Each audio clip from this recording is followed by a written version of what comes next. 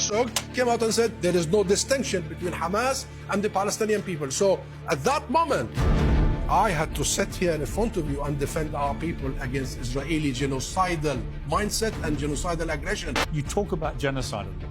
Do you accept that the language Hamas uses about Israel is clearly, indisputably genocidal? I don't know what language you're talking about. Yes, you do. But Hamas... Come on, Ambassador, you do. I don't. I am here to speak on behalf of Palestine. I want you to put your finger on what hurts the most. That in some reason, our blood has a different color. That we are a lesser, we have a lesser of a, something of a sword. That we are the children of a lesser God. You're not lesser people to me. It is a terrorization of the people on the West Bank. This is a state-sponsored terrorism. Do you see a future for Hamas in any political role after this? Israel's invasion of Lebanon and the chilling prospect of an all-out war with Iran have dominated news coverage for weeks. It can be easy for us to forget that the war in Gaza still rages on. The Palestinian death toll since October the 7th is now 42,000, according to the Hamas-controlled health ministry. As far as we know, there's no Israeli exit strategy, and opinions on who should control Gaza after the war remain deeply divided on all sides. Ambassador Hussam Zomlet was born in a refugee camp in Rafah. He's now the head of the Palestinian mission to the UK and previously held the same post in the United States. It's been a year since our first interview, and I'm glad to say he joins me in the studio now. Ambassador, great to see you again. Good to be back. What a year it's been. I just wanted to start by asking you what it's been like for you. I mean, you're Palestinian. You were born in Rafah. I know you've lost family members in this dreadful war in the last year. You've also had to be the Palestinian ambassador to a major country through this period. What's this been like for you? Nightmare. And until this moment, there is a feeling in me that this could not be true. I tell myself, no way this could happen. No way in 1 year we see the normalization of mass murder, senseless, of children, of women, mass destruction of civilian structures, of hospitals, of homes. Remember our first interview a year ago, part of the discussion from your side was insisting that the Ahli hospital was not bombed by Israel when 500 people, innocent people, taking shelter in that hospital died. And then since then, Israel has destroyed 90% of Gaza's hospitals. As we speak now, Israel is targeting the only remaining standing hospital in the north of Gaza, Kamal Udwan, a hospital. So at that time, I was thinking, maybe that was the exception to the rule, targeting Al Ahli hospital. Then it became the rule itself. Israel has destroyed, according to the UN, 78% of all of Gaza's structures. That's 70% of homes, 80% of schools, 90% of hospitals, and 100% of universities. Would have I thought that on the 21st century this was possible? It is possible to literally murder with impunity? I wouldn't. So still there is a small little part in me think that maybe this is a nightmare, and you and I will wake up to find out that actually we have learned the lesson of the 40s and the 30s. We have stuck to our international order. We have made sure that we prevent wars, and if wars erupt, we make sure there are rules for wars, and if these rules are violated, there are consequences, and that's why we build the international judicial system. Part of me is still hoping that we haven't lost everything. Because what Israel did in Gaza and in Palestine does not stop at the borders of Israel and Palestine. My fear is now not only for my children, for all of my life, I wanted to have a different future for my own children and the children of the Palestinian people. A future that doesn't look like the way their parents and their grandparents live. A future where they can be free on their own land. A future where they can have a government elected by them that can provide and protect them and give them the opportunities and the prosperities and the potential and all that all other nations enjoy. But now I fear for the children of the world, Piers. Truly. I really do. From the bottom of my heart. Because since when we allow for the normalization of this carnage, madness, senseless behavior? It's a powerful way to start this interview, and I absolutely empathise with what you've just been saying, not least your desire to want all Palestinians to have exactly the same human rights that I have, that Israelis have, and so on. I've been saying that from the start.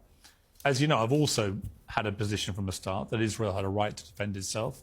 I've had, as I've expressed many times, I've had a genuine moral quandary about what that right looks like, how you defend yourself against Hamas, what you do if you decide you're going after what they perceive to be a terror group when they live amongst the civilian population. I don't have all the answers for this. I have watched the carnage with the same utter dismay that you have. But I come back to October the 7th. It's not because I think it all started there.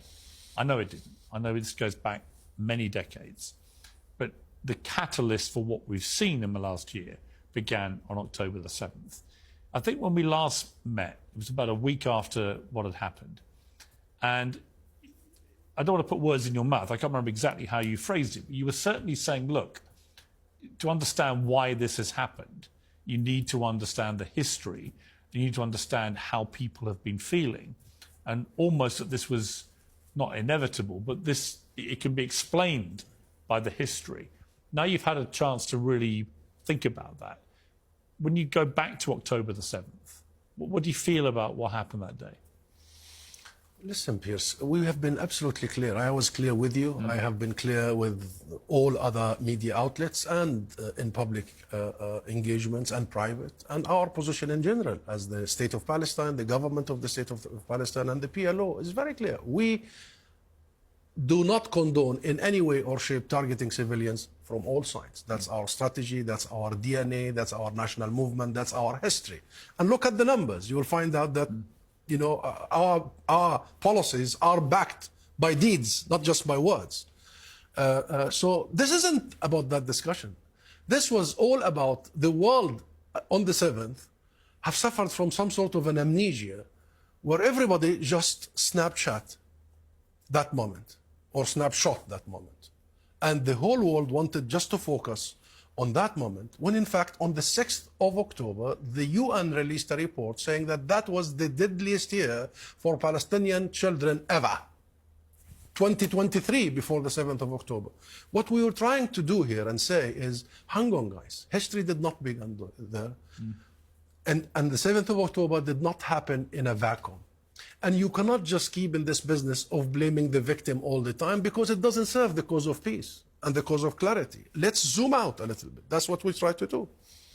And then since then, I have to say, the world has been discovering what we have been saying. Because guess what? On the 7th of October, Israel asked you, Piers, and the rest of the media in the world, and everybody, look at the 7th of October, look at Israel, look at Palestine, look what happened to us. And then the world did. Everybody looked at it. And guess what? Nobody in the world liked what they saw. What they saw was military occupation that is lasting for decades. What they saw was unprecedented suppression and oppression, colonization, theft of land, besiegement of Gaza, and the population of Gaza is the most densely in the world, and they are 80% of them are refugees who were forced out of their homes. And 50% under 18. And 50% are under 18. And, you know, the whole segregation system, the apartheid system that is documented by various human rights organizations, including the UK-based one, Amnesty. And then the world was looking. Israel wanted the world to come in its help on the 7th. But then what happened was the opposite. And you want the proof? Look at the international opinion, the public opinion, I mean. Look at the British public opinion. Look at the polls. I mean, 80% of the British people are completely pro-recognition of the State of Palestine, arms embargo, and what have you. All that because when the world looks deeply into the issue, they don't like what they see. They don't like what Israel has been doing for all these decades. They don't like impunity. They don't want to see anybody above the law. And this brings me to the key conversation here that you and I had at the time. The first one is the issue of does this whole thing happen in a vacuum? And I was telling you, this did not happen in a vacuum. There was a situation of total maltreatment of the Palestinians over decades, total denial of our rights, and this is the root cause. But this is the root cause. Okay, but let me just, on that point, let me just put the counter-argument about some of what you said. What Israelis have been saying very forcefully is that since 2005, they moved out of Gaza. Now, I've held them to account because I believe that what they showed after October the 7th was they still have an ability to control energy supplies into Gaza, water supplies, food supplies, and so on. That is indisputably a form of occupation. So they take issue with me when I say that, but I believe that is indisputable. But they say, look, Hamas took charge in 2005. Hamas was given billions of dollars, and Hamas used that money to build a huge tunnel network amongst civilian population quite deliberately, so that if Israel ever came after them in that terrain, they knew that the collateral damage to civilians would be enormous, which is exactly what's happened. But the Hamas squandered the money and the goodwill and the political power that they were given in 2005, and that all they really did was spend all that time building a, as Israel would say, a terror network, including tunnels, and arming themselves via Iran, ready to carry out what was one of the worst terror attacks of modern times, where 3,000 of them poured over the border, killed 1,200 people, wounded nearly 7,000 more people, and caused the kind of carnage that you're talking about in relation to what then came back the other way. Do you understand that that is a big argument on the Israeli side, that Hamas had a chance to transform Gaza and went the other way? You know, I would really ask you, Piers, to be cautious about following the Israeli narrative. No, what did you think of the argument? Please. I think it's nonsense. And the Israelis themselves know it's nonsense. Why? I'll tell you why. Because, number one, you don't say that I left a territory when you have besieged it from land, air, and sea and turned the life of 3.3 million, 50%, less than 18%, into hell on earth. According to many British officials here, an open air prison, and we shouldn't even call it a prison, because prisoners at least have gone through some sort of a legal process. That was collective punishment for a period of 18 years. That's number one. Number two, if you think Hamas, or Hezbollah for that matter, are the cause of the conflict, think again. They are the product of the conflict. And this is what we are trying to drive home here. This obsession with the consequences, the obsession with the symptoms has got to end. Because, you know, the obsession with the symptoms has gotten us where we are today.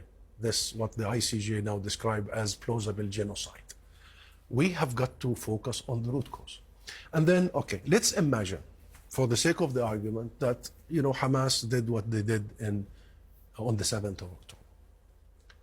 And they killed how many, you said? 1,200? Well, they killed 1,200 people. They wounded nearly 7,000. Okay.